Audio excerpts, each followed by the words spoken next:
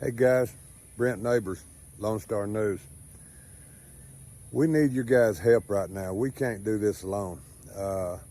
We can get out here and do the stories and do the interviews, but I need your help. And right down there, hit the like button and hit the subscribe button. Without that, we don't have anything. The YouTube and the Facebook and all the social media algorithms these days depend on comments and likes and of course subscribing. And you can like our stories, you can dislike them if you want to. We believe in free speech, but I need some participation from you. And that means go right down there, like, dislike, and go down in the comment section below and leave your comment on what you think about what we're doing here, or we're just spinning our wheels. So I'm doing my part. You help and do your part, please. Without you, nothing much is going to happen. Thank you and enjoy the videos. So anyhow, that's just something on the use of that address on that card. I want to talk about, here a couple of months ago, Melody and I attended a presentation by Texas Senator Bob Hall. Some of you might have done that, but it was about hardening the grid from EMP. And they have a real nice kind of movie they put together that goes with it to talk about the dangers of having an EMP weapon exploded over the United States. Right? In that, the movie convinces us that the threat is real. Right? Then it goes on to tell us that up to 90% of the population could be dead within a year. Well, why is that? It's because if the grid is down, that means every electrical appliance is down as well. You don't have anything that's electrical that works in your house, or your business, or your vehicles, right, or the filling station, or the grocery store, right? Everything is down. In fact, it's probably the harshest kind of TEOTWAWKI scenario we can face because it's total and it's instant. So when he was finished with his presentation, I asked him a question. And the question was, what is the state of Texas doing to defend the people? I mean, it's good. It's a good effort. I think it's really a good thing to go and harden the grid. But if the grid is hardened, that doesn't mean everything else is hardened. In other words, every appliance in your house is still not going to work. There still won't be electricity to your home or your business, right? Your car is still not going to work, right? But the grid would possibly withstand part of that, right? And that's a good thing. And I understand trying to do that. But again, back when I was growing up, we were in the middle of the Cuban Missile Crisis during part of that time. And there had been fear of nuclear war prior to that time. People were building bunkers, right? They were putting together supplies. We had cities that were dedicated, right, to building these kinds of shelters and stocking them with food, water, medical equipment, right, either medicines, and equipment to detect radiation. We don't have any of that anymore. They let it all rot. It's not being maintained. I could walk around back then and see the bottom of a department store, basement said civil defense. There's no civil defense.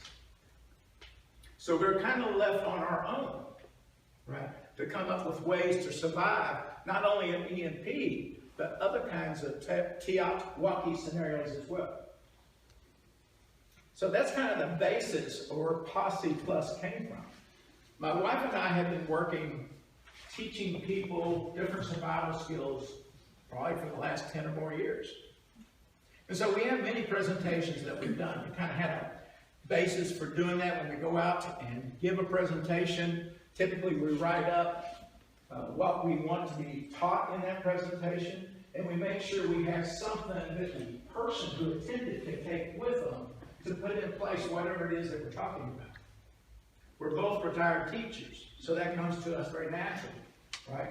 We want you to be able to do once you leave the conversation that we're having. And by the way, I consider all this that we're doing a conversation, right? And in that conversation, feel free to ask questions. And I want us to continue this conversation about all these different topics. Now, in putting together what Posses do and what Posse Plus does, if you have a TEOTWAWKI scenario and you need to call on the Posse to come help you do something, maybe you want them to come and secure one of our sites, for example, these different transformer sites, substations that we have. There was another one in North Carolina that was attacked today. Right? There's been several up in Washington State, up in Oregon, different places in the country. But let's say, for example, just a scenario that we had 2 or 3 of these attacked in Wood County. And someone says we need some people out there to make a presence to keep it from happening in other places. Right? Well, if you start having a situation where the power actually went down and you want your posse to help you with that, can you get them out there if they don't know if they have enough food, water, and security for their own families and feel safe leaving their families while they go do what the posse needs to do? So there's a sense of needing to be prepared, to be ready, also mentally and emotionally ready. Right, for the possibility that some of these extreme scenarios could occur. And if they do occur, are you going to be available? Well, you may not be available unless you have prepared to be available. Right? You don't want to be worried where your family's going to eat, how they're going to eat, if they're going to have water or not. Right? If they've ever heard of this possibility, you don't want to spend a ton of time on the phone explaining too much. You want to be able to say, well, we're having one of these, and I need to go do this. So that's one of the big reasons, right? Also, we're trying to reduce the number of fatalities that might occur in a TEOTWAWKI situation. We just said in the EMP, they tell us up to 90%. Well, of course, they're talking about the United States in general, but the EMP, let's say that was detonated over Kansas or Nebraska, would affect all of us. The state of Texas, as well as every other state in the continental United States. So we'd be in the same boat as everybody else. We could expect to lose 90%. What if we could be prepared, though, and we could start reducing that? It's not 90% anymore. We could realistically look at 75% or 50% or perhaps even 10%. The other part of that aspect is if we do have a TEOTWAWKI scenario, then there's a time afterwards that we'd have to rebuild in some way. And I say rebuild, that means an economy that we depended on before, a modern global distribution system, and modern technology would not be available to us like it was before. So there would be a need to start thinking about how we can make things better, or use the technologies we have at hand, or better use the land that we have here in Wood County. You know, we're very blessed here in Wood County. We're already bugged out. People talk about being in Dallas, there's a catastrophe and having to leave. Well, we've already left. We're here, right? And we're very blessed by being here. We're blessed by what nature has provided, what God has provided here, right? With the land, what we can raise, what we can grow. Even the stuff that we're going to forage, for example, we can talk about that, grows here. There's an Eden here in wild plants, if you have the knowledge. There's both medicines and food. And that's part of what we'd like to learn or teach each other, is about these foods that are here, right, to help us survive.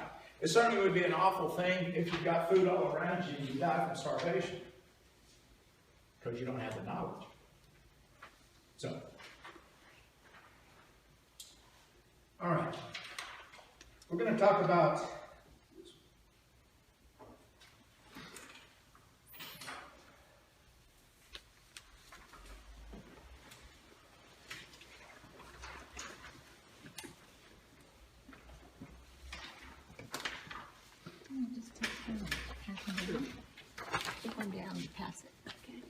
the one she's handing out now, some of you have seen because of the description of what Posse Plus is.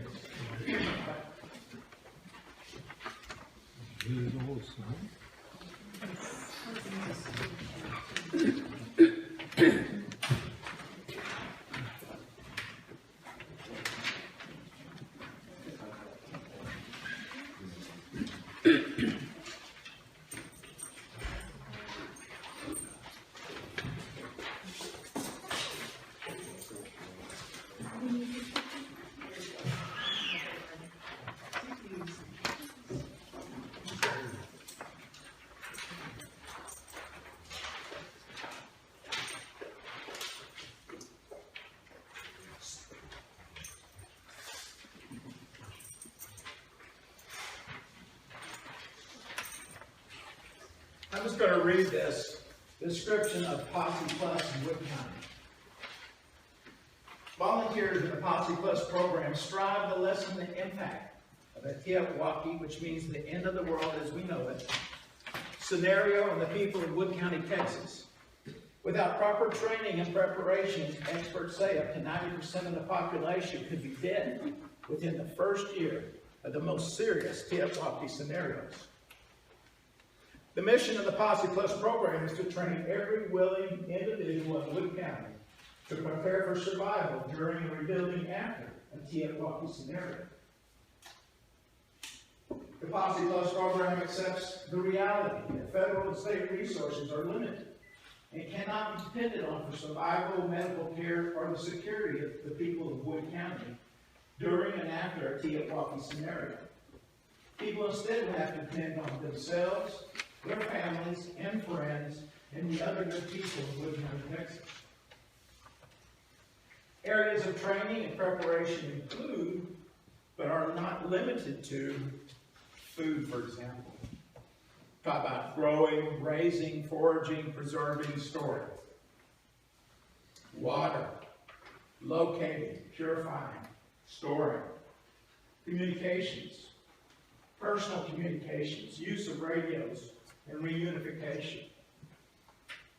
Medical, first aid, disease, trauma assessment, disaster psychology, death and dying. Intel, acquiring information, confirming its credibility, limiting surprises, and rumor control. Security, keeping a location safe, organizing and implementing a group, show of force.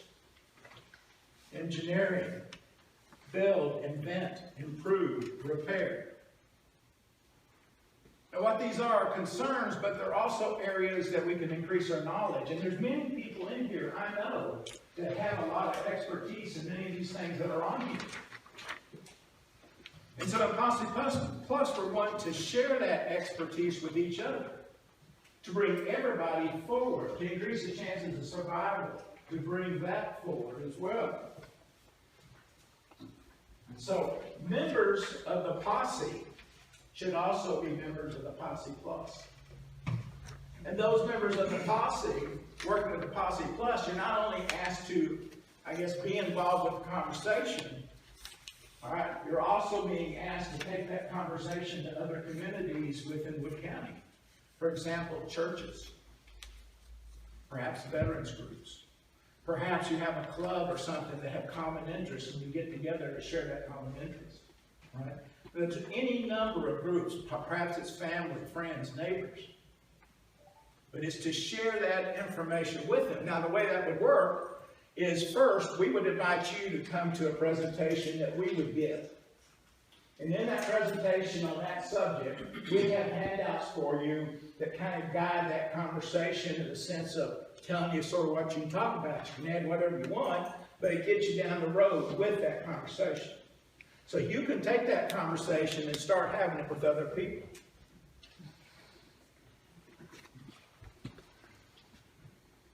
Also, in doing this, having these, I guess, discussions that we're having, we help prepare people not only in a physical sense of food and water, perhaps medication and so forth, but we also do it on a mental basis, emotional basis, and perhaps even spiritual basis of getting prepared as best we can. Right? It's never the same as the experience or going through it all together, but it does help you mentally get to there. So at least this is what's happening. What is it like if you just had an EMP? Everything looks the same, just nothing works. But you don't know it's an EMP. You just think the electricity's off. Well, if you can't make that distinction, you might hang around and not act the same way as you would if it was an EMP. If it's the EMP, maybe the thing you need to do is get home as soon as you can, because you got to start walking. Right? So being able to identify what kind of scenario may be occurring is very important in identifying what you need to be doing. How to move forward.